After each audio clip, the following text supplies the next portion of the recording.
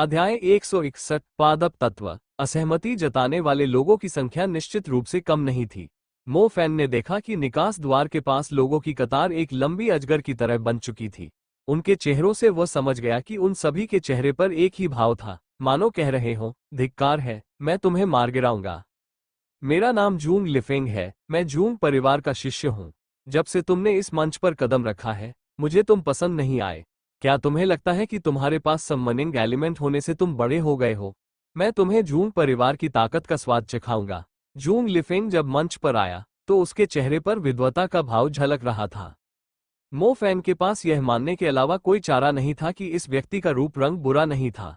अपने परिवार के बारे में बताने का उसका परिष्कृत तरीका और साथ ही उसके व्यक्तित्व की आभा, जिससे ऐसा प्रतीत होता था मानो वो स्वर्ग की इच्छा का पालन कर रहा हो, ने मो फैन को उस पर विशेष ध्यान देने के लिए प्रेरित किया।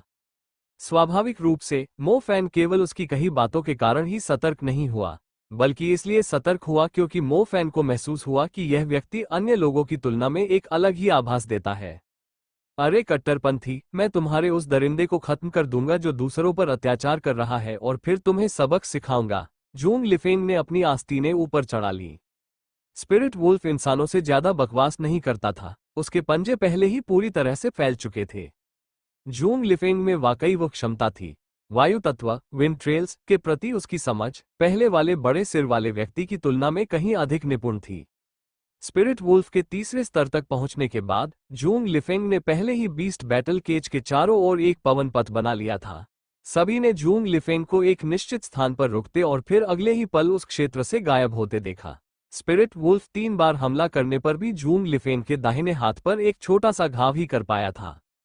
सुंदर, जूंग लिफेंग, तुम इसे नियंत्रित करो, हल्के सांवले चेहरे वाली अग्नि तत्व की लड़की ने कहा। आग का विस्फोट, चीर, लड़की चिल्लाई और उसकी हथेलियों के भीतर तेजी से आग का गोला बन गया। ज्वाला उस स्थान की ओर फेंकी गई जहां स्पिरिट वुल्फ मौजूद था।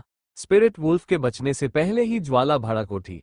भयंकर ज्वाला स्पिरिट वुल्फ के शरीर पर जा गिरी, जिससे वो कई मीटर दूर जा गिरा। ज्वाला आग की तरह चारों ओर फैल गई। आओ! आत्मा भेड़िया वापस ऊपर चढ़ गया और अपने शरीर पर लगी छोटी छोटी लपटों को झाड़ दिया। स्पिरिट वुल्फ को पहली बार चोट लगी थी। शुरुआत में मो फैन थोड़ा चिंतित था, लेकिन स्पिरिट वुल्फ की आंखों में लड़ने का जज्बा देखकर उसकी चिंता राहत में बदल गई। फायर बर्स्ट रप्चर भी विकसित हो रहे स्पिरिट वुल्फ को घातक क्षति पहुंचाने में असमर्थ रहा। इसके अलावा स्पिरिट वुल्फ का शरीर पहले से ही काफी मजबूत था। हवा वाले व्यक्ति को नजरअंदाज करो, बाकी लोगों को खत्म करो, मो फैन ने स्पिरिट वुल्फ से कहा। स्पिरिट वुल्फ ने यह भी देखा कि पवन जादूगर अपेक्षाकृत तेज था और उसे पकड़ना बहुत मुश्किल होगा। स्पिरिट वुल्फ ने तुरंत अपना निशाना बदल दिया। उसकी निगाहें सीधे उस लड़की पर टिक गईं जो फायर बर्स्ट का प्रयोग कर रही थी। उस लड़की की रक्षा करने वाला कोई और नहीं था। जब स्पिरिट वुल्फ अखाड़े में जंगली जानवर की तरह उस पर टूट पड़ा तो उसे रोकना नामुमकिन था। जूंग लिफेंग की गति चाहे जितनी भी तेज होती, वह भी बेकार साबित होती। बेल में बदलाव, मोड़। जब स्पिरिट वुल्फ लड़की से लगभग 20 मीटर दूर था, तभी किसी के मंत्रोच्चार की आवाज सुनाई दी। इसके बाद एक विचित्र दृश्य सामने आया। जिस जमीन पर स्पिरिट वुल्फ दौड़ रहा था, वहां अचानक नीली लताएं फैलने लगीं। ये लताएं एक वयस्क की बांह जितनी बड़ी थीं। लता की सतह कांटों से ढकी हुई थी और किसी के नियंत्रण में ये बेहद चालाक और क्रूर थीं। स्पिरिट वुल्फ हमला करने के लिए पूरी तरह तैयार था, लेकिन जैसे ही उसने उस क्षेत्र में कदम रखा, नीली लताएं तेजी से बढ़ी और बलपूर्वक स्पिरिट वुल्फ के पैरों से लिपट गईं। स्पिरिट वुल्फ उस समय अचंभित रह गया जब उसे तेजी से घसीटते हुए जमीन पर पटक दिया गया, जिससे धूल का एक बादल उठ खड़ा हुआ। पौधे का तत्व, मो फैन ने दूर से जूंग लिफेंग को देखते हुए आश्चर्यचकित होकर कहा। जूंग लिफेंग ने धूर्तता भरी मुस्कान के साथ कहा, क्या तुम्हें सच में लगा कि मैं सिर्फ एक पवन जादूगर हूं? जूंग लिफेंग द्वारा दूसरे तत्व का खुलासा करने के बाद पूरा दर्शक वर्ग आश्चर्य से दंग रह गया। एक और इंटरमीडिएट जादूगर, जूंग लिफेंग ने अभी अभी वायु तत्व का मंत्र इस्तेमाल किया था, इसलिए सभी जानते थे कि उसका पहला जागरण वायु तत्व से संबंधित था। अब उसने एक पौधे का जादू इस्तेमाल किया था। पादप तत्व श्वेत जादू का एक हिस्सा था और प्राथमिक स्तर के दौरान ये बहुत दुर्लभ था। ये स्पष्ट था कि जूंग लिफेंग ने मध्यवर्ती जादूगर का स्तर प्राप्त कर लिया था और पादप तत्व वह दूसरा जादू था जिसे उसने जागृत किया था। मो फैन शुरू से ही इस व्यक्ति को लेकर सतर्क था। जैसा कि उम्मीद थी, उसका अनुमान बिल्कुल सही निकला। यह व्यक्ति मध्यवर्ती स्तर तक पहुंच चुका था। ये तो दिलचस्प है। दुर्भाग्य से तुम्हारे और उस मोटे लुओ सोंग के बीच बहुत बड़ा अंतर है। मो फैन ने जूंग लिफेंग को देखते हुए मुस्कुराए बिना नहीं रह सका। जूंग लिफेंग के चेहरे पर अब पहले जैसी गर्व भरी मुस्कान नहीं थी। उसे ऐसा लग रहा था कि इस सम्मन को कुछ ऐसा पता है जो उसे नहीं पता। मध्यवर्ती स्तर तक पहुंच पाना वाकई बहुत अच्छी बात है। दुर्भाग्य से आप ठीक से स्टार एटलस नहीं बना पा रहे हैं। चाहे वह वायु तत्व हो या वनस्पति तत्व, आप मध्यवर्ती जादू का प्रयोग करने में असमर्थ है, मो फैन ने बोलते हुए कहा। जूंग लिफेंग ने सोचा था कि अपना दूसरा तत्व प्रदर्शित करते ही वो मो फैन को डरा देगा। हालांकि उसने कभी नहीं सोचा था कि मो फैन उसकी सारी चाल समझ चुका होगा। ये तो सिर्फ प्राथमिक स्तर है। एक पल के लिए भी यह मत सोचना कि तुम मेरे स्पिरिट वुल्फ को रोक सकते हो। मो फैन का दिल स्पिरिट वुल्फ से जुड़ा हुआ था। वह जानता था कि उसकी हालत कैसी है। पादप तत्व का प्राथमिक मंत्र एक जाल मंत्र के रूप में वर्गीकृत किया गया था। यदि जूंग लिफेंग और भी उच्च स्तर की लताओं को पकड़ लेता तो आत्मा भेड़िए के लिए उनसे अलग होना बहुत मुश्किल हो जाता। आओ, स्पिरिट वुल्फ ने दहाड़ लगाई और अपने शरीर पर लिपटी शैतानी लताओं को तोड़ने के लिए सीधे क्रूर बल का प्रयोग किया। शैतानी लताएं देखने में बहुत मजबूत लग रही थी, लेकिन वे काफी मजबूत नहीं थी। जब आत्मा भेड़िए ने अपनी पूरी ताकत का इस्तेमाल किया तो लताएं बीच से टूटकर जमीन पर बिखर गईं। स्पिरिट वुल्फ एक ही जगह पर ज्यादा देर तक नहीं रुका। अखाड़े का यह हिस्सा बर्फ के जादूगर ने पहले ही पूरी तरह जमा दिया था। अगर वो 2 सेकंड और रुकता तो उसके चारों पैर भी जम जाते। स्पिरिट वुल्फ के अचानक प्रकट होते ही उसकी गति ने बर्फ तत्व के बर्फ के फैलाव को नगण्य बना दिया। स्पिरिट वुल्फ का लक्ष्य स्वाभाविक रूप से अग्नि तत्व वाली लड़की थी। इस बार तो भागने की भी कोई जरूरत नहीं थी। स्पिरिट वुल्फ ने लड़की के शरीर पर जोरदार प्रहार किया, जिससे वो एक किकबॉल की तरह उछलकर पिंजरे में जा गिरी। सौभाग्य से पिंजरा जल तत्व से बना था और काफी नरम था, वरना दुर्घटना में कुछ हड्डियां टूट जाती। सबसे खतरनाक जादूगर से निपटने के बाद स्पिरिट वुल्फ ने अपने बर्फ और प्रकाश तत्व के जादूगरों को एक एक करके भेजा। अंत में केवल जूंग लिफेंग ही शेष रह गया। जब जूंग लिफेंग ने अपने साथियों को इतनी आसानी से निपटाते हुए देखा तो उसके मन में एक घिनौना विचार कौंध गया। अरे मूर्ख, क्या तुम्हें सच में लगता है कि मैं सिर्फ तुम्हारे बुलाए हुए जानवर से ही निपट सकता हूं?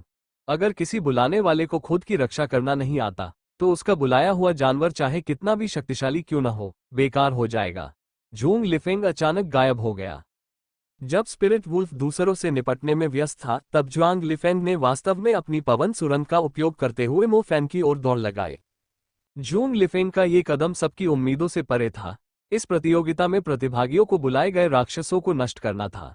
जूंग लिफेंग का ये कार्य बिल्कुल अप्रत्याशित था और इसने तुरंत ही सम्मन छात्रों के बीच असंतोष पैदा कर दिया। यह नियमों के खिलाफ है। वो सीधे सम्मन पर हमला कैसे कर सकता है? हाय दाइफू ने बिना किसी झिझक के चिल्लाकर कहा। नहीं, ऐसा नहीं है। ये प्रतियोगिता सम्मनर्स और दूसरी तरफ के लोगों के बीच की लड़ाई है। बहुत समय पहले एक बार एक व्यक्ति ने हमारे स्कूल को हरा दिया था और हमारे स्कूल का प्रतिनिधित्व करने वाले सीनियर के पास मो फैन के सम्मन किए गए जानवर से कहीं अधिक शक्तिशाली जानवर था, जियांग ने यूनमिंग से शांत भाव से कहा। एक शिक्षक के रूप में जियांग यूनमिंग ने अपने छात्रों से युद्ध में संभावित रूप से उत्पन्न होने वाली स्थितियों के बारे में बात नहीं की थी और न ही उन्होंने उन्हें यह बताया था कि युद्ध में सम्मनर्स भी निशाना बन सकते हैं। कभी कभी किसी चीज का अनुभव करने से ही व्यक्ति को वो सबक सही मायने में याद रहता है। इसके अलावा राक्षसों और दानवों के खिलाफ असली लड़ाई में एक सम्मनर को खुद की रक्षा करना सीखना पड़ता था। धिक्कार है, मो फैन तो उनमें से केवल 69 को ही खदेड़ पाया है और अभी भी 100 तक पहुंचने से काफी दूर है, दुखी हाय दाफू ने कहा। आत्मा भेड़िया अजेय था। वो पहले ही 7-8 हमलावरों की लहरों को नाकाम कर चुका था, लेकिन किसी को उम्मीद नहीं थी कि जूंग लिफेंग जैसा अनुभवी व्यक्ति अचानक कहीं से प्रकट होकर सीधे सम्मन पर हमला कर देगा। उसने इतने बड़े बड़े शब्दों का इस्तेमाल किया और उसकी वजह से हमने दूसरे स्कूलों के छात्रों को भी नाराज कर दिया है, वांग ली ने गुस्से में कहा। जूंग लिफेंग के पास वायु तत्व था। वो इतना तेज था कि उसकी तेज गति से जमीन की धूल भी उड़ रही थी। जैसे जैसे वो करीब आता गया उसे उस सम्मन छात्र का उत्तेजक चेहरा साफ दिखाई देने लगा। बेवकूफ, उसकी इतनी कमजोर क्षमताओं के साथ इतना ताकतवर और शक्तिशाली बनने की हिम्मत कैसे हुई?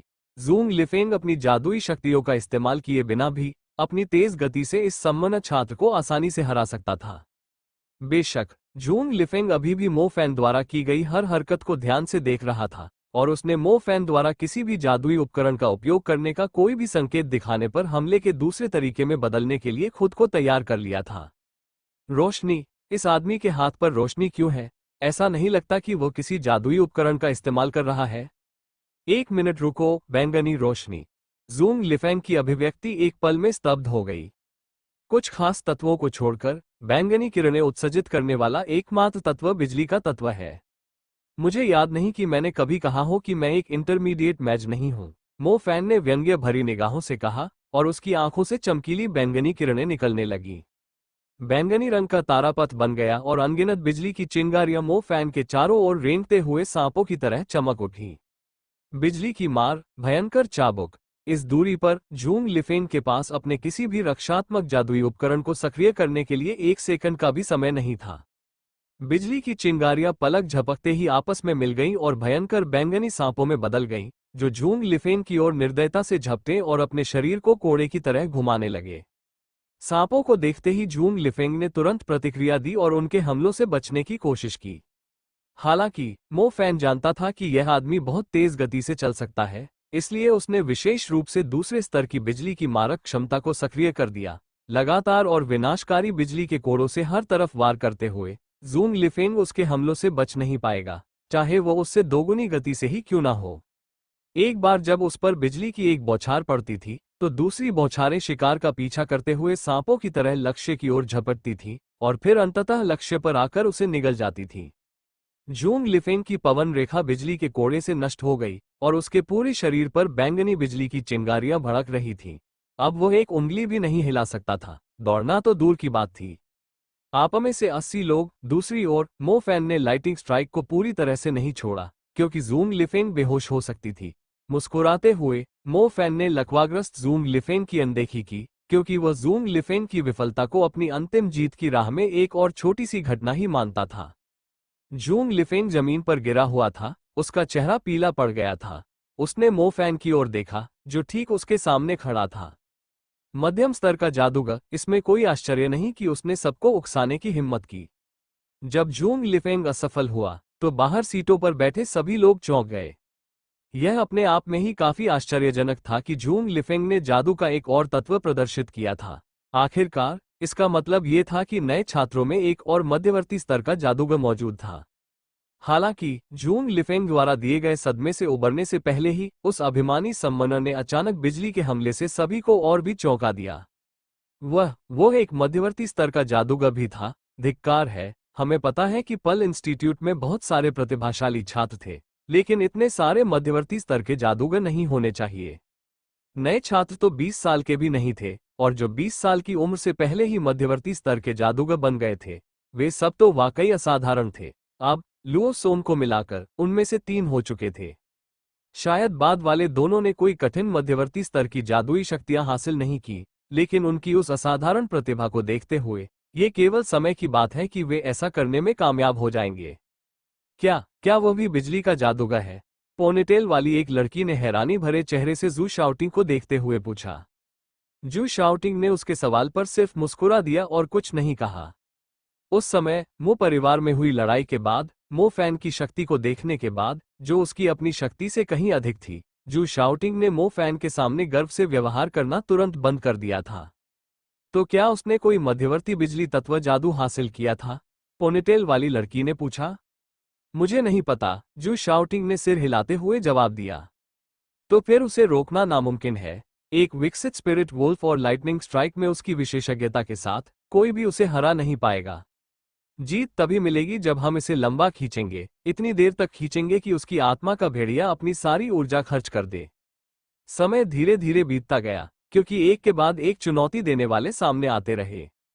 एक एक करके वे आए और एक एक करके गिरे। कुछ प्रयासों के बाद मो फैन और उसके आत्मा भेड़िए के पैरों के नीचे और भी कई शरीर पड़े हुए थे। इस लड़ाई में मो फैन ने लाइटनिंग स्ट्राइक का उपयोग करके अपने स्पिरिट वुल्फ का समर्थन करना जारी रखा। लाइटनिंग स्ट्राइक भीड़ को नियंत्रित करने में बहुत कारगर थी और इससे स्पिरिट वुल्फ पर बोझ काफी कम हो गया। यहां तक कि वुल्फ जैसा शक्तिशाली बुलाया गया जानवर भी लगातार लड़ नहीं सकता था। जल्द ही 100 से अधिक प्रतियोगी हार गए। ये खबर समरन स्कूल के छात्रों के लिए बहुत अच्छी थी, क्योंकि अब उनके संसाधन सुरक्षित हो गए थे। प्रतियोगिता में प्रवेश करने से पहले उनमें से किसी ने सपने में भी नहीं सोचा था कि मो फैन इतना शानदार प्रदर्शन करेगा और बाजी पलट देगा। अब वांग लिटिंग को छोड़कर हर कोई मो फैन के कारनामे की प्रशंसा कर रहा था। आखिरकार मो फैन जैसा कोई भी नहीं हो सकता जो पूरे स्कूल के छात्रों को इतनी आसानी से प्रभावित कर सके। 100 से अधिक लोगों के हारने के बाद भी चुनौती देने वाले आते रहे। कौन हारना चाहता था? इस प्रकार ये जानते हुए भी कि वे शायद जीत नहीं पाएंगे, उन्होंने खुलेआम मो फैन को चुनौती दी, इस उम्मीद में कि इससे उस आत्मा भेड़िए को थका दिया जाएगा। इसी सोच के साथ एक के बाद एक कई चुनौती देने वाले हारते चले गए। जल्द ही यह संख्या लगभग 150 तक पहुंच गई। मो फैन की उपलब्धियों ने अन्य छात्रों को पूरी तरह से भयभीत कर दिया था। बेवकूफ, 5 लोगों की टीम, हर एक प्राइमरी मेज है, और वे आपस में अच्छा तालमेल बिठाने में नाकाम रहे। वे तो बस भेड़िए का पेट भरने के लिए वहां मौजूद है। डीन शियाओ, पहले ही 150 छात्र हो चुके हैं, अगर वो उनमें से 200 को हरा देता है तो क्या हम वास्तव में उसे सारे संसाधन दे देंगे? पृथ्वी विद्यालय के अध्यक्ष जोग जेंगहुआ ने पूछा। पहले तो किसी ने भी मो फैन की बातों को गंभीरता से नहीं लिया और सभी ने उसे पागल समझा। लेकिन अब जैसे जैसे संख्या मो फैन द्वारा बताई गई संख्या के करीब आती जा रही थी, वे सभी तनावग्रस्त होते जा रहे थे। अगर केवल लुओ सोंग और जूंग लिफेंग ही मध्यवर्ती स्तर के जादूगर होते और बाकी सभी प्राथमिक स्तर के जादूगर होते, तो 50 और आदमियों को भेजने से भी इस मैच का नतीजा नहीं बदल पाता। जब उन्होंने इस बारे में दोबारा सोचा, तो उन्हें लगा कि आत्मा भेड़िया शायद जरूरत से ज्यादा शक्तिशाली था। विकास के दौर में भी इतने लंबे समय के बाद उसमें कोई शक्ति नहीं बची होनी चाहिए थी। भेड़िए के शरीर पर लगी चोटों को देखकर ऐसा लग रहा था कि वो अब और मुकाबला नहीं कर पाएगा, लेकिन फिर भी भेड़िए की मौजूदगी इतनी खौफनाक थी मानो वह अभी भी 100 और प्रतिद्वंद्वियों से लड़ सकता हो। भाई, अब तुम्हारी बारी है। अगर हमने इन बेवकूफों को और ज्यादा समय तक ऐसे ही खिलवाड़ करने दिया तो हमारे संसाधन छीन लिए जाएंगे, एक आकर्षक दिखने वाले युवक ने कहा। तुम्हारे विचार बिल्कुल मेरे जैसे ही है। मैं तो बिल्कुल भी लड़ना नहीं चाहता था। खैर, कम से कम यहाँ तो बिल्कुल नहीं, एक हटे कट्टे युवक ने अपनी कुर्सी से उठते हुए आंखों में आत्मविश्वास लिए हुए उत्तर दिया।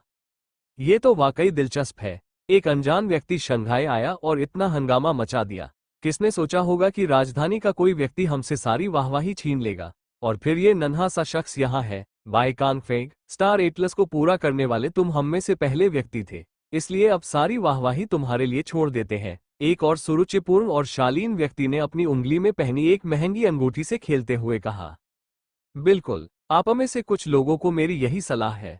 अपनी साधना पर अधिक समय दें, वरना ऐसी स्थिति दोबारा आने पर आप यहाँ छिपने के अलावा और कुछ नहीं कर पाएंगे।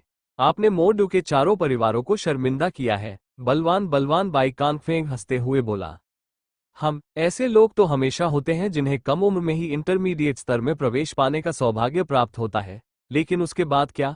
इस देश में इतने सारे लोग हैं, और जिस चीज की हमारे पास सबसे ज्यादा कमी है वो है प्रतिभाशाली लोग। हो सकता है कि वे अभी प्रतिभाशाली हों, लेकिन कौन गारंटी दे सकता है कि भविष्य में भी वे उतने ही प्रतिभाशाली रहेंगे?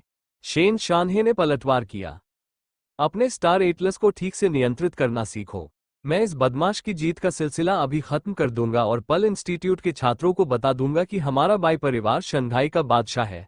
बाई कांगफेंग हंसते हुए अखाड़े की ओर चल पड़ा। बाई कांगफेंग ने अखाड़े में प्रवेश करने में काफी समय लिया, क्योंकि उससे पहले अभी भी 20 से अधिक लोग मौजूद थे। बहरहाल, जब तक 50 से अधिक लोग नहीं होंगे, उस बदमाश के आत्मा भेड़िए को बाई कांगफेंग के हाथों निश्चित रूप से हार का सामना करना पड़ेगा। दोस्त, तुम किस स्कूल से हो? हमें लगता है कि एक नज़र में बाई कांगफेंग ने हाथ हिलाकर उस छात्र को अस्वीकार कर दिया जो 5 लोगों के समूह का नेता प्रतीत हो रहा था, और कहा, मैं तुम्हारे साथ लड़ने की योजना नहीं बना रहा हूं। मैं बिना किसी शक्ति के एक आत्मा भेड़िए और एक आधे अधूरे मध्यवर्ती स्तर के जादूगर से निपटने के लिए पर्याप्त हूं। उसके बाद उसने उन लोगों को नजरअंदाज किया और अकेले ही अखाड़े के प्रवेश द्वार की ओर बढ़ गया। वाह, आखिरकार कोई शक्तिशाली व्यक्ति मिल ही गया। शुक्र है, 200 तक पहुंचने में अभी 20 और बाकी है। वैसे यह आदमी जाना पहचाना लग रहा है। मुझे लगता है मैंने इसे पहले कहीं देखा है। छात्रों के समूह के नेता ने आश्चर्य व्यक्त किया। ये बाई परिवार के बाई कांगफेंग है। जी हाँ, हमारी उम्मीद पूरी हो गई। ये बाई कांगफेंग है। तुरंत ही डीन शियाओ और विभिन्न विद्यालयों के अन्य प्रमुखों की निगाहें बाई कांगफेंग पर टिक गईं। उनमें से होली स्कूल की एक महिला ने मुस्कुराते हुए धीरे से कहा, और मुझे लगा था कि मेरा भतीजा धैर्यपूर्वक बैठा रहेगा। बाई परिवार ने कार्रवाई कर दी है, अब ये गड़बड़ यहीं खत्म होनी चाहिए। राहत महसूस करते हुए झोउ झेंगहुआ ने सोचा।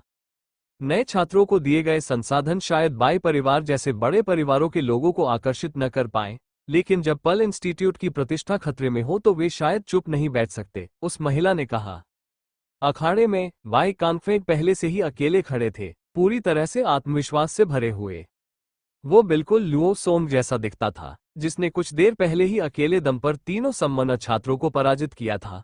दोनों अकेले ही अखाड़े में उतरे और सम्मन किए गए उन राक्षसों का सामना करने वाले थे जिनसे शांतिपूर्वक निपटना बहुत मुश्किल साबित हो चुका था।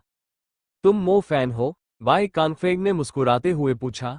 उसने मो फैन पर ध्यान केंद्रित करते हुए कहा, दिलचस्प, मुझे कहना पड़ेगा कि तुम विद्यालय के नए छात्रों में सर्वश्रेष्ठ हो। हालांकि हम दोनों जानते हैं कि इस स्तर तक पहुंचने के बाद प्राथमिक स्तर के जादूगर तुच्छ कीड़ों से ज्यादा कुछ नहीं है। यहाँ के तथाकथित 200 लोग 5-5 के समूह में आए मूर्ख हैं। अगर तुमने सिर्फ उन्हें धमकाया है तो इसमें गर्व की कोई बात नहीं है। दूसरी ओर मो फैन भी उस व्यक्ति को घूर रहा था जो उससे अकेले ही लड़ने वाला था। उस व्यक्ति की उपस्थिति से ही मो फैन समझ गया था कि इस नए प्रतिद्वंद्वी की ताकत जूंग लिफेंग से कहीं अधिक है। तुम वाकई काफी चालाक हो, क्योंकि तुमने मध्यवर्ती स्तर के फायदों का लाभ उठाकर अधिक संसाधन हासिल कर लिए। शायद अगर तुमने सिर्फ कमजोर पृष्ठभूमि वाले छात्रों को ही नाराज किया होता तो तुम्हें कोई आपत्ति नहीं होती, लेकिन क्या तुम नए छात्रों में से उन लोगों को भूल गए हो जिनकी पृष्ठभूमि बहुत अच्छी है? धिक्कार है तुम पर। बाई कांगफेंग ने गुस्से से भरा चेहरा बनाया और पल भर में ही अपनी सौम्य छवि को तार तार कर मो फैन को कोसने लगा।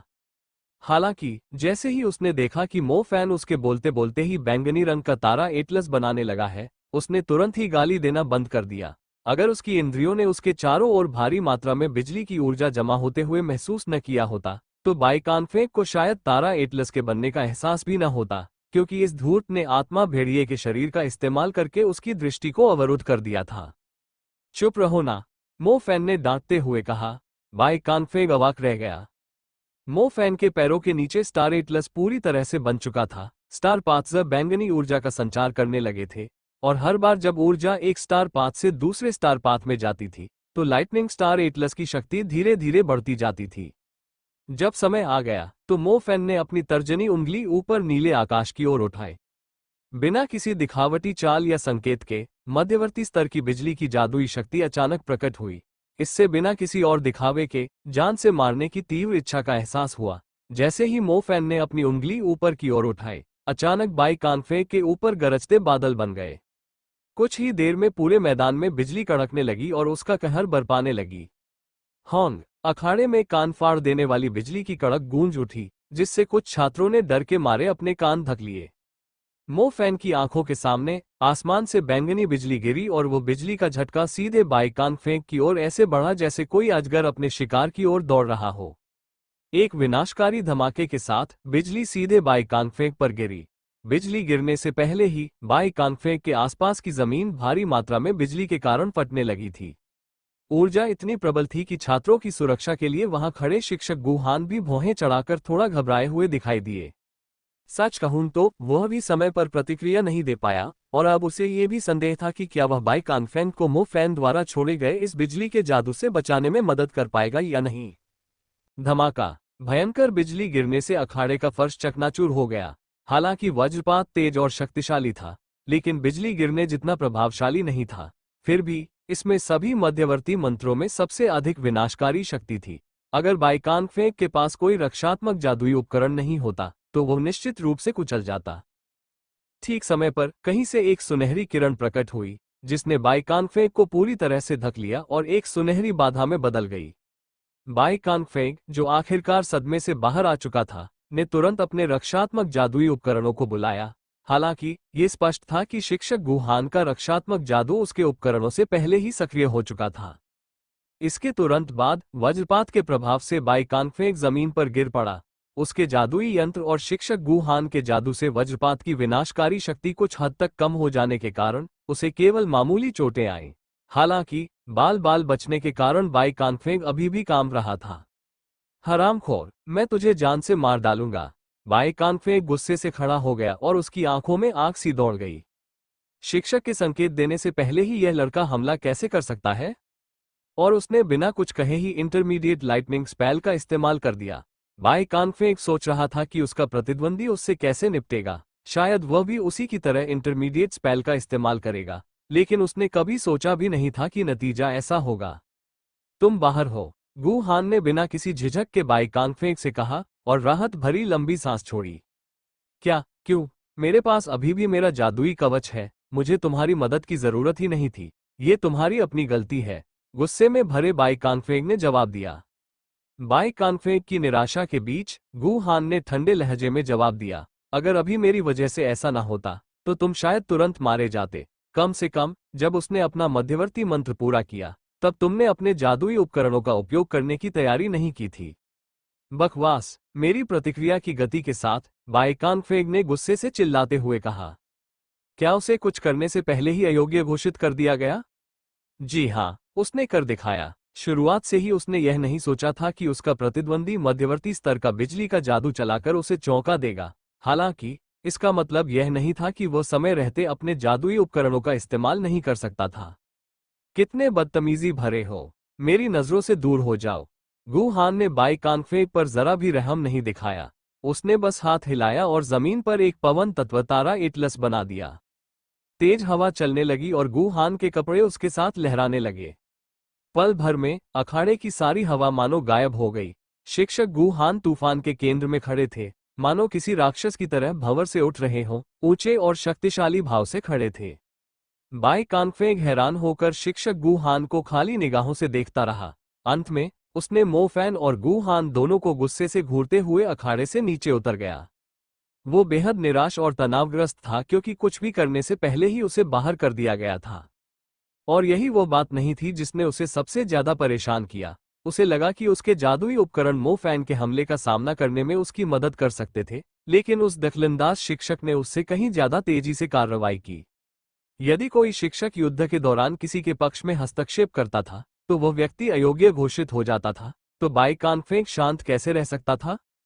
शिक्षक गु हान बहुत मजबूत है। कितना गुस्सैल शिक्षक है, जरा फिर से सोचो, वो थंडरबोल्ट अभी अभी मध्यवर्ती स्तर की बिजली की जादूगरी। ये क्या हो रहा है? मैं बिजली तत्व का मुख्य खिलाड़ी हूं और अभी तक मध्यवर्ती स्तर पर भी नहीं पहुंचा हूं। अब एक सम्मन मुख्य खिलाड़ी अचानक से मध्यवर्ती स्तर की बिजली की जादूगरी कैसे कर सकता है? ये क्या हो रहा है? मो फैन के मध्यवर्ती स्तर के बिजली के जादू को देखकर लाइटनिंग स्कूल के छात्रों के बीच तुरंत हंगामा मच गया। बिजली का अचानक चमकना ऐसा था मानो धूप वाले दिन छात्रों के आसपास बिजली गिर रही हो। वे अब भी इस बात को स्वीकार नहीं कर पा रहे हैं। एक और मध्यम स्तर का जादूगर, और वो ऐसा जादूगर था जो पहले से ही मध्यम स्तर के जादू का प्रयोग कर सकता था। यह आदमी बिल्कुल लुओ सोंग जैसा था। लुओ सोंग हिम तत्व का एक जादूगर था। हिम श्रृंखला का जादू पहले से ही काफी शक्तिशाली था, लेकिन शास्त्रीय तत्वों में सबसे शक्तिशाली तत्व होने के नाते बिजली का तत्व उससे भी कहीं अधिक शक्तिशाली प्रतीत होता था। बाई कांगफे की तरह, जिसने मो फैन के अचानक हमले की उम्मीद नहीं की थी, बाकी छात्रों ने भी इसकी कल्पना नहीं की थी। मो फैन का वो हमला मानो अचानक बिजली गिरने जैसा था। और अब जाकर सबको पता चला कि इस सम्मन जादूगर ने आज उपस्थित हर नए छात्र को उकसाने की हिम्मत क्यों की। वो सिर्फ एक ऐसा जादूगर नहीं था जिसके पास एक विकसित सम्मानित जानवर था, बल्कि वह एक अविश्वसनीय रूप से शक्तिशाली इंटरमीडिएट लाइटनिंग जादूगर भी था। मो फैन की युद्ध शक्ति, एक मध्यम स्तर का बिजली जादूगर, शायद अयोग्य घोषित न होने पर भी बाई कांगफे मो फैन का मुकाबला नहीं कर पाता। एक मध्यम स्तर का बिजली जादूगर अपने ही स्तर के जादूगरों के सामने बहुत शक्तिशाली होता है। मो फैन द्वारा अपनी विनाशकारी बिजली की शक्ति का प्रयोग करने के बाद हाय दाफू का मुंह एक पल के लिए भी बंद नहीं हुआ था। अन्य सम्मानित छात्र मो फैन के सामने घुटने टेककर उसकी पूजा करने को बेताब थे जब से उसके हाथों में वज्र प्रकट हुआ था। छात्रों में वांग लिटिंग के चेहरे के भाव सबसे अधिक भावुक थे। उस दृश्य को देखकर, जिसमें वह युवक अखाड़े में लंबा और शक्तिशाली खड़ा था और किसी ने भी उसे फिर से चुनौती देने की हिम्मत नहीं की, कोई भी उस युवक की प्रशंसा किए बिना नहीं रह सकता था, भले ही वे उसे पसंद न करते हों। कुछ लोग ऐसे भी हैं जो अब भी अपनी मौत को गले लगाने की कोशिश करेंगे, लेकिन वे कुछ नहीं कर सकते। अगर कोई उन्हें चुनौती नहीं देता है तो मो फैन सीधे जीत जाएगा। अब बस कुछ ही बचे हैं। उन्होंने अब तक 189 प्रतिद्वंद्वियों को हरा दिया है। चुनौती देने वालों के दो और समूह। मुझे आश्चर्य है कि वे अब क्यों बाहर आए। उनमें से एक शायद जूंग लिफेंग जैसा ही हो, जिसने एक और तत्व को जागृत किया है, लेकिन मध्यवर्ती स्तर के जादू का प्रयोग करने में असमर्थ होने का मतलब है कि वो मो फैन का मुकाबला नहीं कर सकता। अरे बाप रे, लगता है हम हर स्कूल के संसाधनों पर अपना अधिकार जमा लेंगे। हाय दाफू ने अचानक इस बात को समझते हुए खुशी से चिल्लाया। भाई, हमें शायद वही मिलेगा जो हमारा है, वो संसाधन सिर्फ मो फैन के होंगे। जियांग युनमिंग ने हल्के से सिर हिलाते हुए सहमति जताई कि मो फैन के पास अर्जित संसाधनों को उनके साथ साझा करने का कोई कारण नहीं था। 199 डीन शियाओ ने नए छात्रों से जोर से कहा और उन्हें बताया कि उनके पास केवल एक आखिरी मौका है।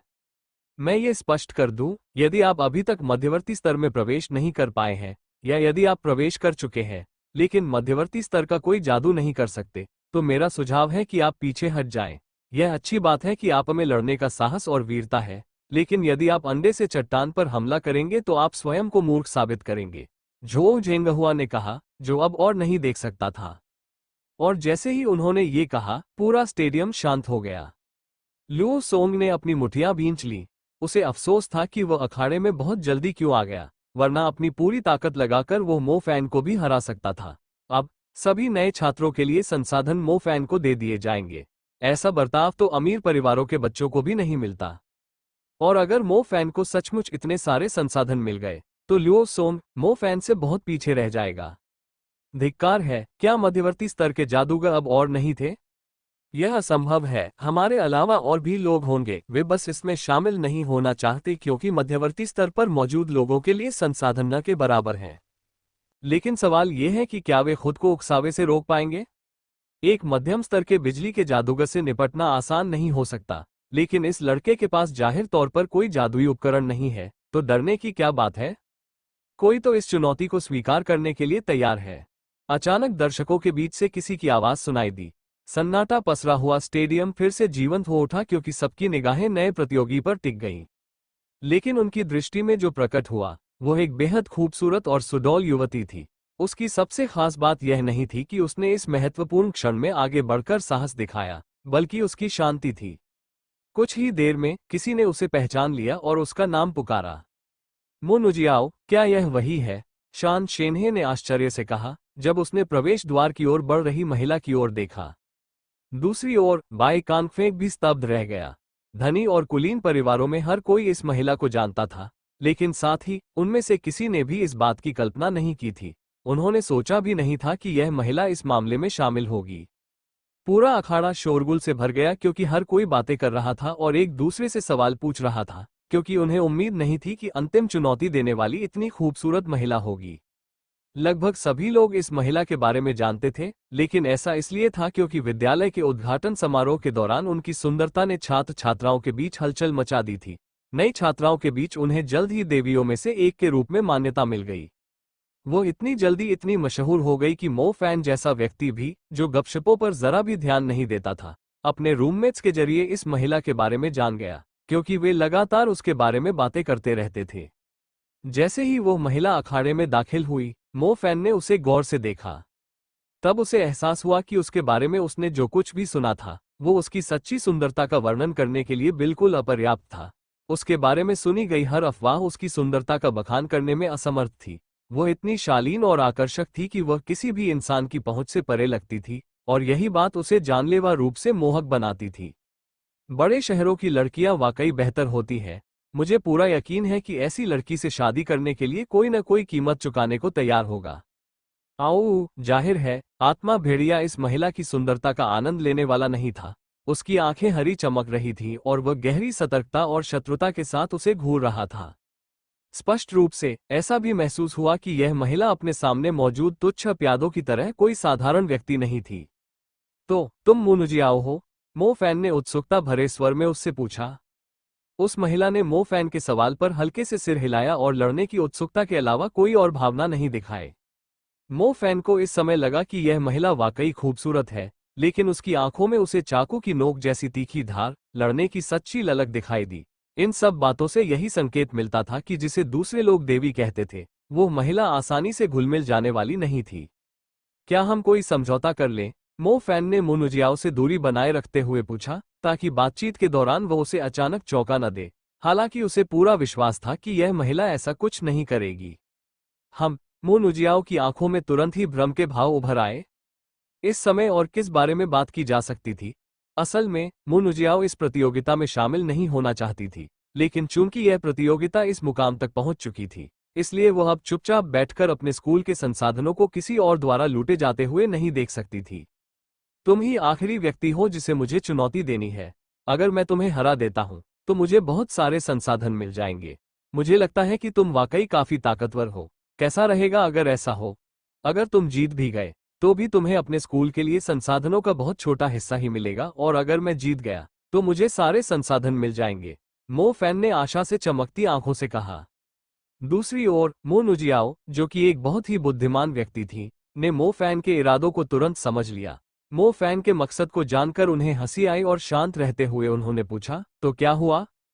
अब तक तो तुम्हें पता चल ही जाना चाहिए था। कैसा रहेगा अगर मैं 70% ले लूं और तुम 30%? कैसा रहेगा? मो फैन ने जवाब दिया, मानो वो कोई धूर्त लोमड़ी हो जो कई वर्षों से व्यापार जगत में काम कर रही हो। ये सुनकर डीन शियाओ, विभिन्न विद्यालयों के प्रमुखों और शिक्षक गु हान सहित मो फान के सुझाव को सुनने वाले सभी लोगों के चेहरे अत्यंत भावपूर्ण थे। क्या आप अपने लिए और अधिक गरिमा और गर्व महसूस कर सकते हैं? वो मो फैन कहाँ गया जिसने निडर होकर इतने सारे लोगों से लड़ाई लड़ी थी? वो मो फैन कहाँ गया जिसने गर्व से कहा था कि वो सबकी संपत्ति लूटना चाहता है?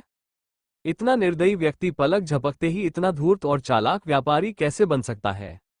मो नुजियाओ वहीं खड़ी रह गई। उसे एक ही समय में गुस्सा और हंसी दोनों आ रही थी। उसने मो फैन जैसा इतना बेशर्म इंसान पहले कभी नहीं देखा था, मानो उसका स्वाभिमान आवारा कुत्तों ने कुतर दिया हो। तो इतनी लंबी और कठिन लड़ाई के बाद जो तुम्हारा हक है उसका 30% तुम यूं ही लुटाने की योजना बना रहे हो? मो नुजियाओ ने मो फैन को घूरते हुए पूछा। इसे मित्रता के प्रतीक के रूप में स्वीकार करो। तुम इतनी खूबसूरत महिला हो और एक ऐसे पुरुष के रूप में जो इस दुनिया की सभी सुंदर और अच्छी चीजों की प्रशंसा और सराहना करता है, मुझे अपनी कमाई का एक छोटा सा हिस्सा देने में कोई आपत्ति नहीं होगी। मो फैन ने दृढ़ता से उत्तर दिया। तो अगर मुझे 70% चाहिए तो क्या होगा? मो नुजियाओ ने पूछा। मो फैन के इस प्रस्ताव पर उसके होंठ हल्के से फड़क उठे। धिक्कार है, ये औरत इतनी लालची क्यों है? मैंने उससे झगड़ा न करके उसके साथ अच्छा व्यवहार करने की कोशिश की, और अब वो और भी मांग रही है। उसकी हिम्मत कैसे हुई और अब और भी मांगने की? क्या वो मुझे लड़ने पर मजबूर कर रही है? अपना समय और लार बर्बाद करना बंद करो। चलो शुरू करते हैं। मो नुजियाओ की बस एक ही इच्छा थी, लड़ाई। सच कहूं तो इस प्रतियोगिता में लड़ाई का स्तर शुरू में मो नुजियाओ जैसी मध्यम स्तर की जादूगरनियों के लिए बेहद उबाऊ था, जिससे स्वाभाविक रूप से उनका मन नहीं लगा। लेकिन अब मो फैन ने प्राथमिक स्तर के सभी नए छात्रों को हरा दिया है, और इस तरह उसने मो नुजियाओ का ध्यान और रुचि अपनी ओर आकर्षित कर ली है। और जो लोग मो नुजियाओ को अच्छी तरह जानते थे, वे हमेशा उसे एक ऐसी शख्सियत के रूप में वर्णित करते थे जो देखने में देवदूत जैसी लगती थी, लेकिन उसके भीतर युद्ध की भूख और प्यास छिपी हुई थी। धत तेरे की, धिक्कार है उस औरत पर। मो फैन ने धीरे से बड़बड़ाया, क्योंकि उसने मो नुजियाओ के चारों ओर उमड़ते युद्ध के इरादे और अथक तांत्रिक तूफान को महसूस किया। अगर उसकी ताकत उससे भी ज्यादा न होती तो मो फैन उससे बातचीत करने की कोशिश भी न करता। उच्च साधना स्तर होने में ऐसी क्या खास बात है? अगर तुम लड़ना चाहते हो तो मैं लड़ूंगा और तुम्हें जलाकर राख कर दूंगा। हु, अखाड़े के अंदर की हवा अचानक बाहर निकल गई और तेज हवाएं चलने लगीं। मो नुजियाओ को जैड हरे रंग के पवन तारा एटलस के केंद्र में रखते हुए प्रचंड वायु प्रवाह अखाड़े के चारों ओर कहर बरपाते हुए मैदान के चारों ओर की हर चीज को अपने साथ खींचते हुए आगे बढ़ा। एक छोटे से बवंडर से शुरू होकर ये स्टेडियम जितना ऊंचा और 2 मीटर व्यास वाला एक विशाल बवंडर बन गया। पवन बवंडर, मो नुजियाओ ने धीरे से लेकिन गंभीरता से फुसफुसाया। हवा अदृश्य मानी जाती थी, लेकिन बवंडर द्वारा जमीन पर पड़ी रेत, धूल और मलबे को ऊपर खींचने के बाद इसने धीरे धीरे एक अद्भुत और विशालकाय आकृति का रूप ले लिया। बवंडर मैदान के चारों ओर घूमता रहा और इतनी तेज हवा का प्रवाह पैदा कर दिया कि जब भी हवा लोगों के पास से गुजरती, उन्हें ऐसा लगता जैसे हवा उन्हें काट रही हो। जैसे जैसे सेकंड बीतते गए, बवंडर और भी शक्तिशाली होता गया, और बिना उड़े और बवंडर में बिखरकर टुकड़े टुकड़े हुए खड़े रहना मुश्किल होता गया। धत तेरे की, 50। मैं तुम्हें ज्यादा से ज्यादा 50% ही दे सकता हूँ। मो फैन की आवाज तूफान के केंद्र से धीमी धीमी सुनाई दे रही थी, लेकिन धीरे धीरे उसकी आवाज मंद पड़ गई। मुन उजियाओ की आंखों में मो फैन को केवल दृढ़ इच्छा शक्ति और संकल्प ही दिखाई दिया, क्योंकि वो पवन चक्र बवंडर को नियंत्रित करना जारी रखे हुए थी, जो मो फैन और उसके आत्मा भेड़िए की ओर बेरोकटोक बढ़ रहा था। तूफान के लगातार कहर से अखाड़े के चारों ओर धूल उड़ने लगी, जिससे सबकी दृष्टि धुंधली हो गई। ऐसा लग रहा था मानो मुन उजियाओ ही अखाड़े के भीतर हर चीज पर नियंत्रण कर रही हो। बवंडर का व्यास भले ही मात्र 2 मीटर हो, लेकिन अगर कोई सामान्य व्यक्ति बवंडर के 10 मीटर के दायरे में खड़ा हो जाए तो वह उसमें खींचा चला जाएगा। 5 मीटर के दायरे में शायद कोई कार भी आसानी से खींचकर दूर चली जाएगी। मो फैन बेहद दुखी थी। जब उसने पहली बार मुन उजियाओ को देखा था, तभी से वह जानता था कि वह एक बहुत मजबूत प्रतिद्वंदी है। जैसा कि उसने अनुमान लगाया था, उसने अपने लाइटनिंग स्टार एटलस के 3 भागों में से केवल 2 ही भाग बनाए थे, और इस महिला ने पहले ही अपनी इंटरमीडिएट विंड मैजिक का प्रयोग पूरा कर लिया था। यदि उसकी मंत्रोच्चारण गति उसके प्रतिद्वंद्वी से धीमी होती तो मंत्रोच्चारण करने की जिद करने पर युद्ध में उसकी ही मृत्यु हो जाती। इसलिए मो फैन को ऐसी स्थिति में डाल दिया गया जहां उसे अपना तारा एटलस बनाने का विचार छोड़ना पड़ा, और इसके बजाय उसने अपने आध्यात्मिक भेड़िए की ओर सीटी बजाए। उस चतुर आत्मा भेड़िए ने तुरंत मो फैन के इरादों को समझ लिया और बिजली की गति से मो फैन की ओर दौड़ पड़ा। जैसे ही भेड़िया मो फैन के पास से गुजरा, मो फैन ने तुरंत उसके लंबे फर को पकड़ लिया और फुर्ती से खुद को उसकी पीठ पर खींच लिया। भागो, केंद्र की ओर भागो, बवंडर से बहुत दूर, मो फैन ने अपने बुलाए हुए जानवर की ओर चिल्लाते हुए कहा। बिना धीमे हुए भेड़िया मो फैन के आदेशानुसार दौड़ता रहा, जबकि पीछे से एक धूल भरी आंधी तेजी से उनकी ओर बढ़ रही थी। अगर आत्मा भेड़िया थोड़ा भी धीमा दौड़ता तो भेड़िया और मो फैन दोनों बवंडर से 10 मीटर की दूरी पर होते, और जैसे ही बवंडर उन्हें अपनी ओर खींचता, उनकी गति तेजी से कम हो जाती। मो फैन को अपनी पीठ पर लिए आत्मा भेड़िया भागता रहा। सौभाग्य से अखाड़ा उनके लिए काफी बड़ा था और वे केवल यही आशा कर सकते थे कि वे उस उग्र पवन राक्षस को भगाने में सफल होंगे। धत तेरे की, मो फैन ने मन ही मन चिल्लाया जब वे बवंडर से भागते हुए आखिरकार अखाड़े के अंत तक पहुंच गए। जब उसने पीछे मुड़कर उस बवंडर को देखा जो बिना रुके उनकी ओर बढ़ता जा रहा था, तो वह मुन उजियाओ को संसाधनों का 70% देकर उससे फिर से बातचीत करना चाहता था, लेकिन तेज हवा के कारण वो उसकी बात सुन नहीं पाएगी। वो आत्मा भेड़िया ने मो फैन की ओर धीरे से दहाड़ मारी, उसे संकेत दिया कि वह अवरोध के कोने में छिप जाए। इतनी तेजी से कि मो फैन समय पर प्रतिक्रिया नहीं कर सका। भेड़िया पहले ही मुड़ चुका था और अपनी हरी आंखों से पास आते बवंडर को घूर रहा था। हो हो, भेड़िए ने अपना सिर उठाया और बवंडर की ओर हवा और रेत की 3 तेज सांसें छोड़ी। उसकी उड़ती हुई हवा और सांस एक ऐसी चाल थी जो हवा की शक्ति का उपयोग करती थी, और भेड़िया अपनी खुद की पवन जादू का उपयोग करके पवन डिस्क बवंडर को बेअसर करना चाहता था। हालांकि आत्मा भेड़िए की जादुई शक्ति मध्यम स्तर की पवन जादुई शक्ति का सामना करने के लिए पर्याप्त नहीं थी। ये ठीक वैसा ही था जैसे कोई छोटा बच्चा किसी वयस्क को धक्का देने की कोशिश करे, जिसका वयस्क पर नामात्र का ही असर होता। वो यह महसूस करते हुए कि उसका किया हुआ सब व्यर्थ था, आत्मा भेड़िए ने एक लंबी चीख निकाली। और इससे पहले कि मो फैन भेड़िए को कोई और आदेश दे पाता, भेड़िया पहले ही बवंडर की ओर सीधा दौड़ पड़ा था और अपने शरीर से उस भंवर का सामना करने की कोशिश कर रहा था।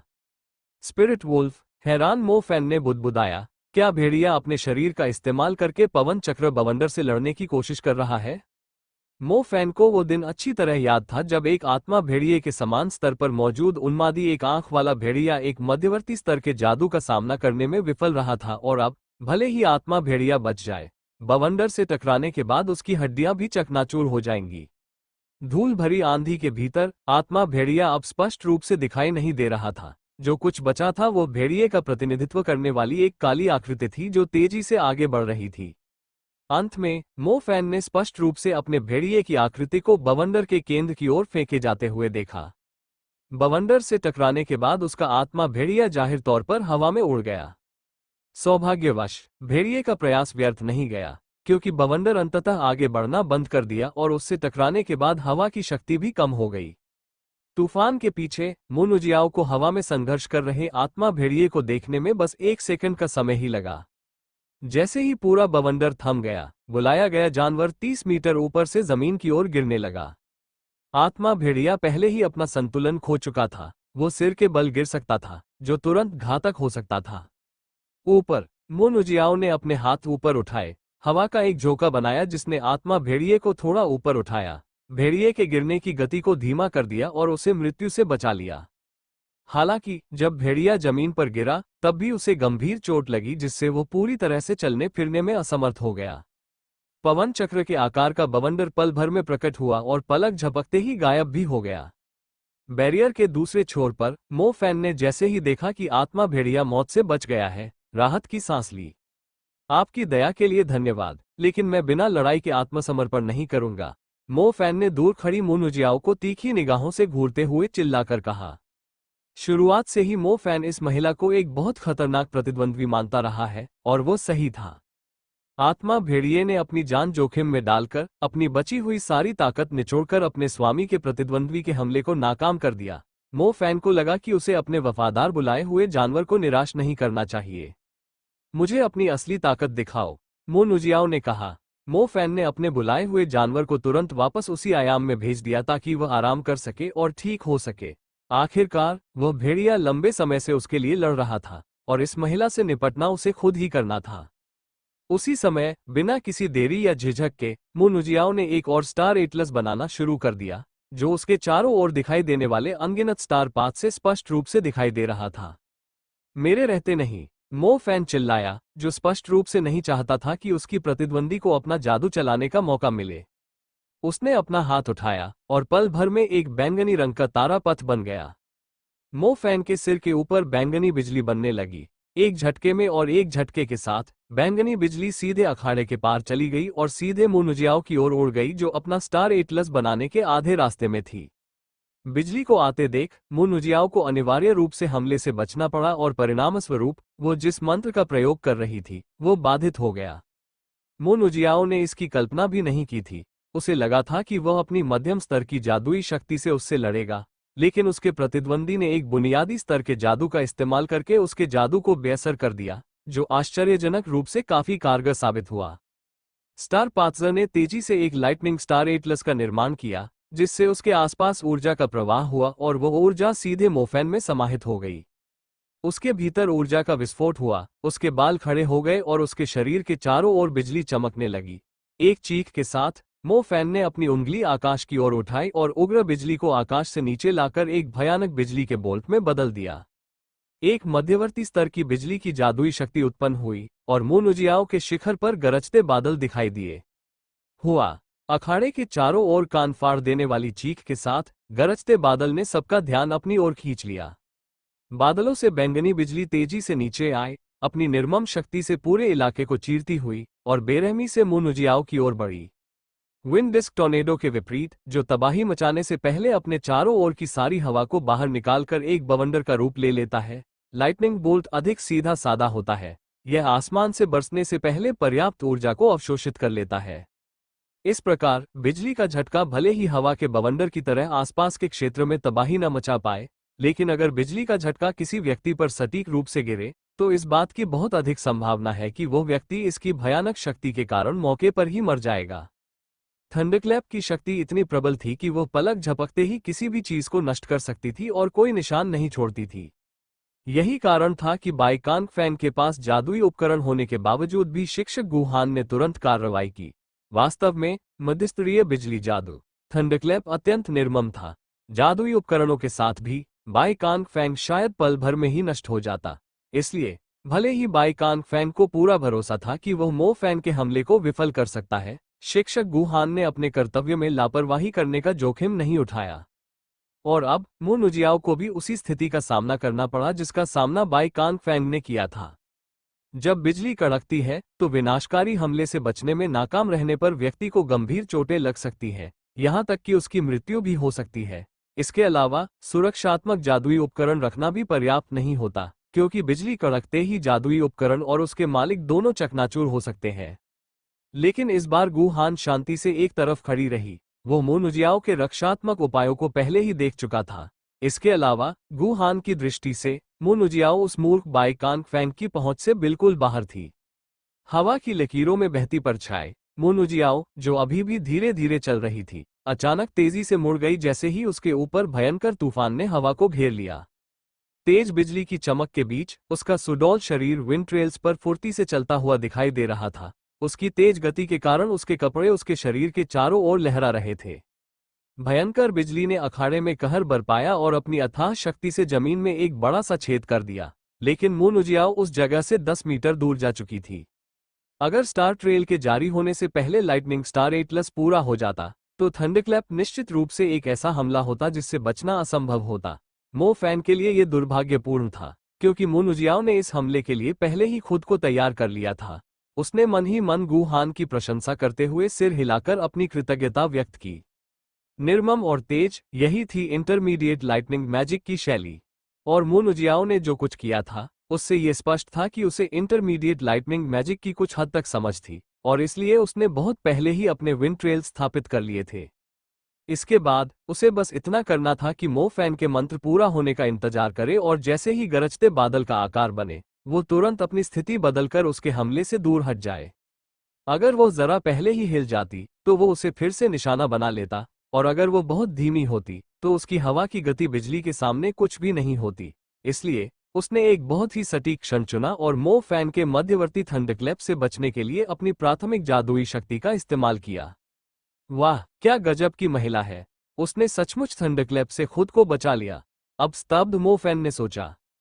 अब आखिरकार उसकी मुलाकात एक शक्तिशाली जादूगरनी से हुई थी, और उन छात्रों के विपरीत जो केवल चालों का अध्ययन करने और रचनात्मकता और लचीलेपन के बिना अपने ज्ञान को लागू करने के अलावा कुछ नहीं जानते थे। मून उजियाओ ने स्पष्ट रूप से अनगिनत लड़ाइयों का अनुभव प्राप्त किया था। उन लड़ाइयों ने उसे मध्यवर्ती स्तर की जादुई विद्याओं का काफी ज्ञान प्रदान किया था। आखिरकार गड़गड़ाहट के अंतिम बिंदु के समय और स्थान को समझ पाना कोई ऐसी चीज नहीं थी जो हर कोई कर सके। लगता है तुम हारने वाले हो। अपने द्वारा बनाए गए पवन पथों का उपयोग करते हुए मून उजियाओ अब एक ऐसी जगह पर खड़ी थी जहां मो फैन के हमले नहीं पहुंच सकते थे। इस बार वो मो फैन को थंडरक्लैप का एक और प्रयोग करने का जरा सा भी मौका नहीं देगी। सच में, अगर तुमने दोबारा विंड डिस्क टॉर्नेडो का इस्तेमाल किया तो इसके मुझ तक पहुंचने से बहुत पहले ही मैं इससे बच निकलूंगा, मो फैन ने उसकी तरफ देखते हुए कहा।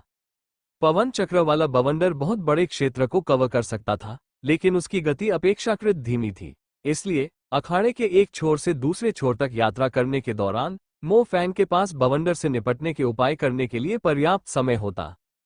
क्या मैंने कभी कहा है कि मैं पवन तत्व की किसी भी जादुई शक्ति का उपयोग करने जा रही हूं? मून उजियाओ ने अपने चेहरे पर एक उज्ज्वल और प्यारी मुस्कान के साथ जवाब दिया।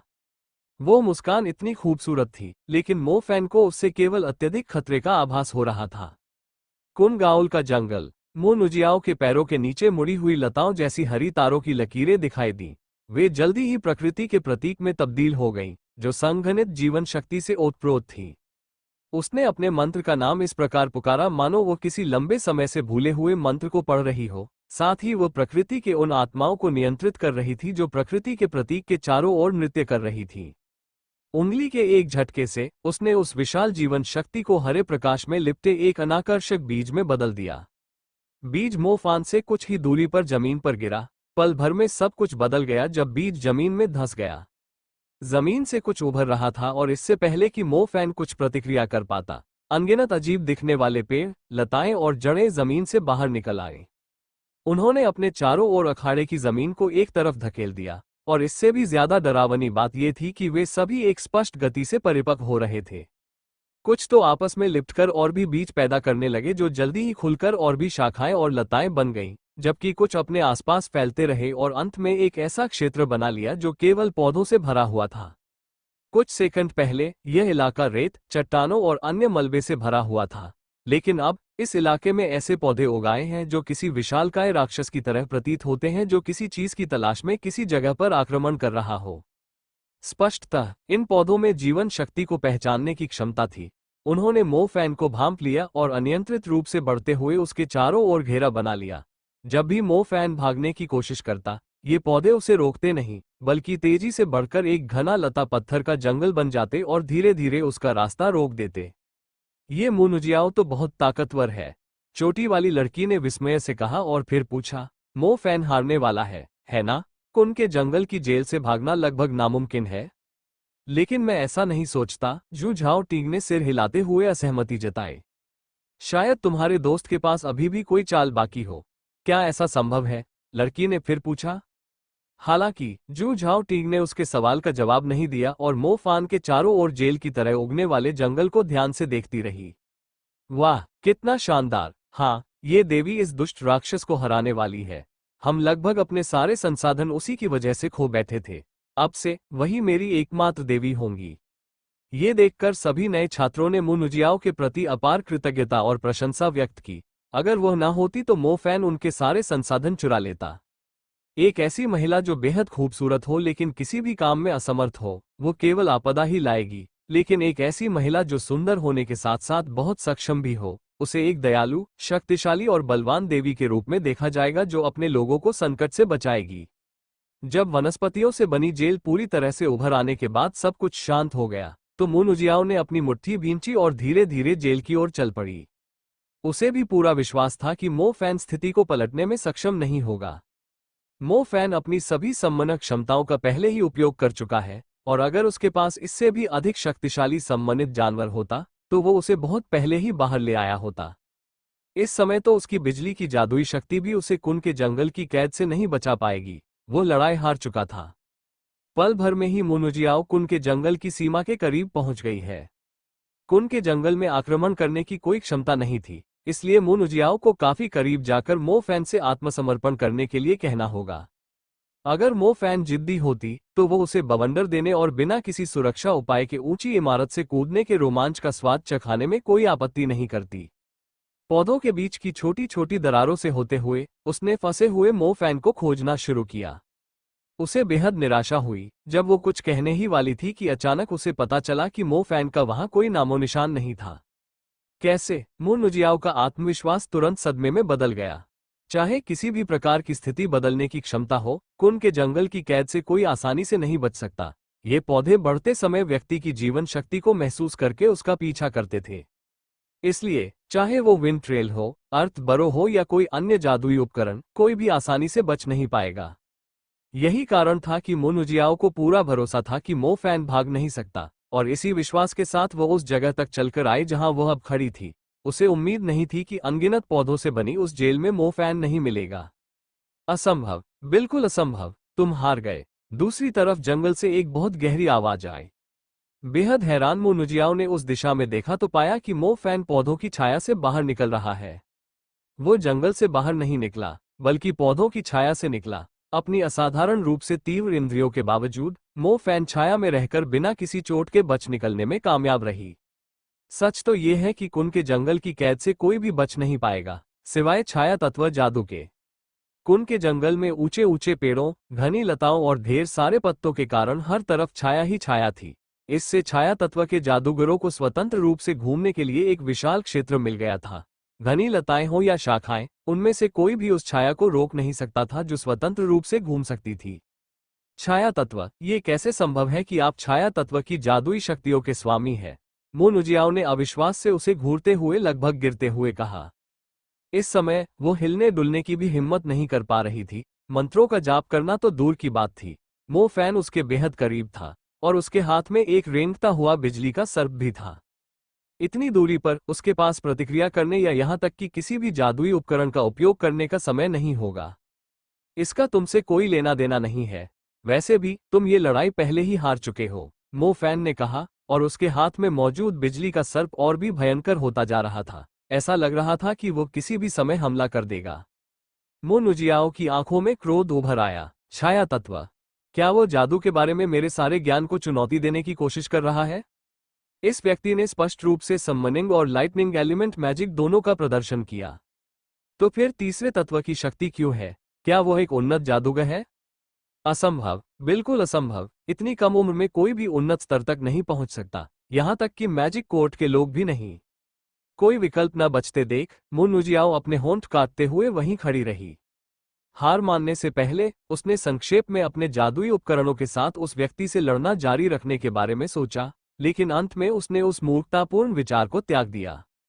दूसरे स्कूलों से आए नए छात्रों पर एक भयानक संकट छा गया। उनके पास इस बात पर ध्यान देने का समय ही नहीं था कि मो फैन कुन के जंगल की कैद से कैसे भाग निकला था। डीन शियाओ, अब हम क्या करें?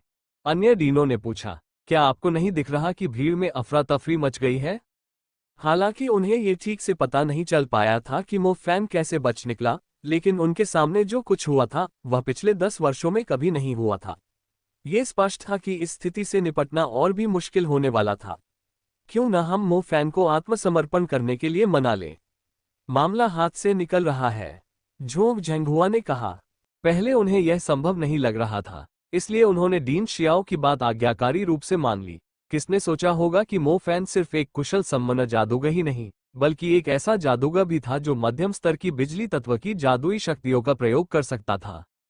इसके अलावा इस लड़के ने अपनी असली ताकत का कुछ हिस्सा जरूर छिपा रखा होगा, वरना मु नुजियाओ ने उसकी जीत का सिलसिला तोड़ दिया होता, क्योंकि वह नए छात्रों में लगभग अजेय थी। नियम तो नियम होते हैं, उन्हें तोड़ा नहीं जा सकता। डीन जियो ने ठंडी सी झुंझलाहट के साथ जवाब दिया और झोंग जेनहुआ के सुझाव को खारिज कर दिया। डीन जियो ने फ्राउनिंग हुए उस अव्यवस्थित स्थिति को देखा और जोर से चिल्लाया। उसकी चीख पूरे अखाड़े में गूंज उठी और सबको चुप रहने पर मजबूर कर दिया। बस, प्रतियोगिता यही समाप्त होती है। नए प्रतिभागियों के इस वर्तमान बैच के संसाधन सममनिंग एलिमेंट के अधीन रखे जाएंगे। डीन शियाओ ने बिना किसी झिझक के घोषणा की। डीन शियाओ, अन्य लोगों को बोलने का मौका दिए बिना डीन जियाओ ने ठंडे लहजे में कहा, सच तो ये है कि इस सेमेस्टर में आप सभी को जो संसाधन दिए गए हैं वे आप सभी के लिए पर्याप्त से अधिक है। अभी आप सभी जो बात स्वीकार नहीं कर पा रहे हैं वो यह नहीं है कि आपके संसाधन समाप्त हो गए हैं, बल्कि यह है कि संसाधन केवल एक व्यक्ति को दिए जा रहे हैं। अगर 100 से कम विद्यार्थियों को हराया जाए तो सममनिंग एलिमेंट के संसाधनों को दूसरों में बांटने के सुझाव का आप में से एक ने भी विरोध क्यों नहीं किया? क्या ये सममनिंग एलिमेंट के मात्र 7 विद्यार्थियों के कारण था? क्या यह इसलिए था क्योंकि उनकी संख्या कम थी और वे आप जैसे असभ्य बर्बरों की तरह विरोध नहीं कर सके? क्या आप सब उद्घाटन समारोह में मैंने जो कहा था वो भूल गए? क्या आप सब भूल गए कि हमारे विद्यालय में जादूगरों को प्रशिक्षित करने के नियम क्या है? ऐसा वर्षों में कभी नहीं हुआ और इससे साबित होता है कि हम इतने लंबे समय से बिना किसी बदलाव के वैसे ही बने हुए हैं, खासकर नए छात्रों के बीच। आज मैं बहुत खुश हूं कि आखिरकार किसी ने इस पहले से अपरिवर्तित स्थिति को तोड़ दिया। हो सकता है कि वो अभी दुनिया को न बदल पाए, लेकिन यह एक अच्छी शुरुआत है। डीन जियो के गुस्से और निराशा से भरे शब्द गरजते हुए बिजली की तरह सब पर गिर पड़े। उनकी बातें सुनकर पल संस्थान में साधना कर रहे उन सभी वरिष्ठ छात्रों ने अपना सिर नीचे कर लिया और एक शब्द भी बोलने की हिम्मत नहीं की। नए छात्रों की तो बात ही छोड़िए। अगर उन्होंने सब कुछ शुरू होने से पहले ही इस बात पर असहमति जताई होती तो डीन जियो ने मो फैन को अभी सारे संसाधन मिलने देने के विचार को खारिज कर दिया होता। उन्होंने तब तक इंतजार क्यों किया जब तक मो फैन ने तमाम मुश्किलों के बावजूद जीत हासिल नहीं कर ली और विरोध प्रदर्शन तब शुरू किया जब उनका सारा मुनाफा किसी और ने छीन लिया? अगर पल इंस्टीट्यूशन सिर्फ उन्हीं जैसे छात्रों को दाखिला देता तो डीन जियाओ उन महत्वाकांक्षी और दृढ़ इच्छाशक्ति वाले लोगों को ये संसाधन देने के लिए और भी ज्यादा इच्छुक होते जो संस्था में प्रवेश पाने में असफल रहे थे, ताकि वे इनका पूरा उपयोग कर सके। कम से कम अब उन जादूगरों को पता चल गया था कि ये संसाधन पाना कितना मुश्किल है। इसी समय दृढ़ निश्चय और स्वाभिमान से भरा एक युवक खड़ा हुआ और डीन शियाओ से जोर से सवाल किया, डीन शियाओ, आपने जो कहा वो सही है, लेकिन क्या आपने कभी हमारे जैसे गरीब परिवारों से आने वाले लोगों के बारे में सोचा है? हम शिक्षा के लिए विद्यालय द्वारा दिए गए संसाधनों पर बहुत हद तक निर्भर है। हमें उन धनी छात्रों से प्रतिस्पर्धा करनी पड़ती है जिनके पास अधिक संसाधन है, और उन्होंने उन संसाधनों के लिए बहुत कम मेहनत की है। संसाधनों का हर एक हिस्सा हम जैसे गरीब छात्रों के लिए बहुत मायने रखता है। इस सवाल का सामना करते हुए डीन जियो ने अपना चश्मा नीचे किया और दर्शकों में बैठे इस युवक की ओर देखा। डीन जियो जरा भी चिढ़े बिना बोले, क्योंकि यह एक स्कूल है, इसलिए आपको इस तरह का मूर्खतापूर्ण प्रश्न पूछने का मौका मिला। आपको लगता है कि मो फैन सोने का चम्मच लेकर पैदा हुआ था? आपको लगता है कि वह एक अमीर और कुलीन परिवार से आया था, इसीलिए वह आप सभी से बहुत पहले मध्यवर्ती स्तर पर पहुंच गया? सही कहा ना? हाँ, युवा छात्र ने उत्तर दिया। ठीक है, मैं इस बारे में बात नहीं करना चाहता था, लेकिन चूंकि आपने कई साधारण परिवारों से आने वाले जादूगरों की ओर से मुझसे इस बारे में सवाल किया है, तो मैं आपको बता देता हूं। जिस छात्र ने आपके सारे संसाधन लूट लिए वो बो शहर से आया था। डीन शियाओ ने गुस्से से जवाब दिया। बो सिटी? क्या वो बोस्टन सिटी है जो लगभग 1 साल पहले खबरों में थी? बो शहर में घटी त्रासदी को कभी भुलाया नहीं जा सकेगा। आंकड़ों के अनुसार इसमें 1 लाख से अधिक लोग हताहत हुए थे। उस दिन इतना खून बहा था कि उससे नदियां बन सकती थीं। वो एक साधारण परिवार से आया था जिसके पास साधारण संसाधन थे, और उस समय उसके पास जो कुछ भी था वो शायद आप में से अधिकांश लोगों से भी बदतर था। मुझे लगता है मैंने काफी कुछ कह दिया है। डीन जियो ने आह भरते हुए उत्तर दिया। डीन जियो के जवाब पर सब लोग तुरंत चुप हो गए। उस छात्र ने अखाड़े के केंद्र में खड़े मो फैन को अविश्वास भरी निगाहों से देखा। इतनी कम उम्र में बिना किसी संसाधन के कोई व्यक्ति मध्यवर्ती स्तर तक कैसे पहुंच सकता है? ये कैसे संभव है? मुन जियाओ ने भी उसे हराने वाले व्यक्ति को हैरानी से देखा।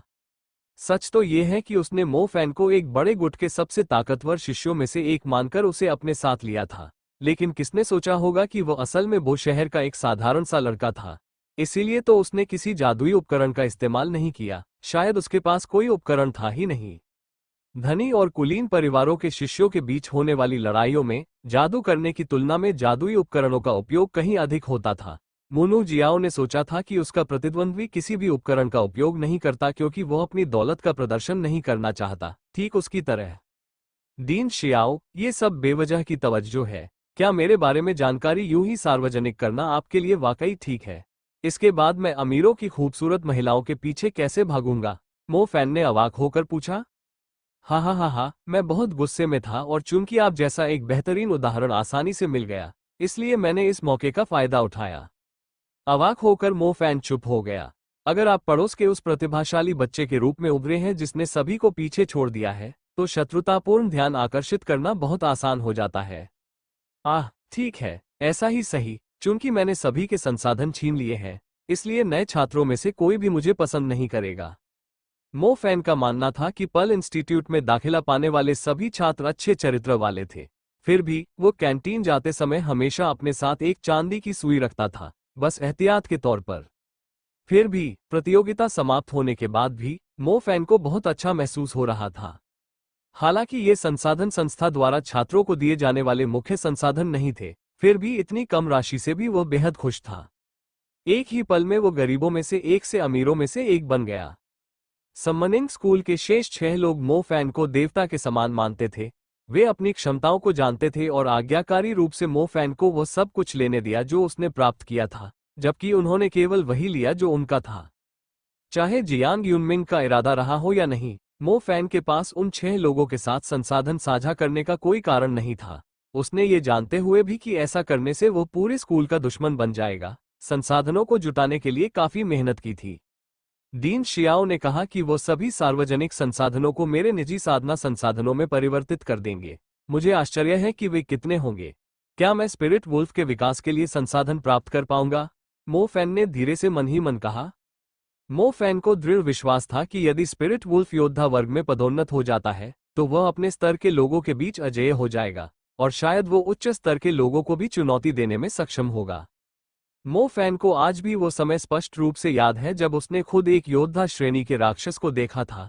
उसे आज भी उस योद्धा श्रेणी के 3 आंखों वाले दानव भेड़िए के प्रभाव और विस्मय की याद है जब वो अचानक इमारत से बाहर निकला था। प्रतियोगिता में घटी बड़ी घटनाओं का अनुभव करने के बाद उनके दैनिक जीवन में तेजी से बदलाव आया। सबसे पहले तो उसके छात्रावास में केवल 3 लोग ही बचे थे। मो फैन के 2 अन्य रूममेट, जो मो फैन द्वारा मचाई गई अराजकता में घसीटे जाने से डरे हुए प्रतीत होते थे, ने तुरंत दूसरे छात्रावास में स्थानांतरित होने का आवेदन जमा कर दिया था। इस प्रकार केवल मो फैन, झांग पिंगू और झाओ मान्यान ही एक ही छात्रावास में रह गए। झांग पिंगू अब मो फैन का इतना बड़ा प्रशंसक बन गया था कि मानो वो उसका दीवाना हो गया था। वहीं दूसरी ओर झाओ मान्यान ने काफी सामान्य प्रतिक्रिया दी। हालांकि मो फैन से उसका पसंदीदा सवाल अब ये था, चूंकि तुमने मुन जियाओ से लड़ाई की थी, तो क्या तुम बता सकते हो कि उसका ब्रेस साइज सी है या डी? मो फैन उसके सवाल पर पूरी तरह से अवाक रह गया कि वो लड़ाई के दौरान, और वो भी मुन जियाओ के साथ इतने जोरदार मुकाबले में, सटीक नाप कैसे ले सकता है। लेकिन जो उसने देखा, उससे लगता है कि शायद उसका साइज डी कप है। कुछ प्रक्रियाओं के कारण मो फैन को दिए गए संसाधनों तक पहुंचने में काफी समय लगेगा, लेकिन चूंकि वो जल्दबाजी में नहीं था, इसलिए उसने धैर्यपूर्वक प्रतीक्षा की और साथ ही अपना प्रशिक्षण जारी रखा। समय बहुत जल्दी बीत गया और प्रतियोगिता को हुए 1 महीना बीत चुका है। प्रतियोगिता के बारे में चर्चा धीरे धीरे कुछ अन्य ताज़ा खबरों से बदल गई, लेकिन बीच बीच में मो फैन को झांग पिंगू की कुछ नए उभरते हुए मजबूत प्रतियोगियों के बारे में बातें सुनाई देती रहीं। उनमें से एक छात्र के बारे में कहा जा रहा था जिसने स्कूल में काफी देर से दाखिला लिया था, लेकिन संभवतः वो छात्र मो फैन से भी अधिक शक्तिशाली था। यह अपरिहार्य था। मो फैन ने पूरे स्कूल में खुद को एक कुख्यात शत्रु बना लिया था।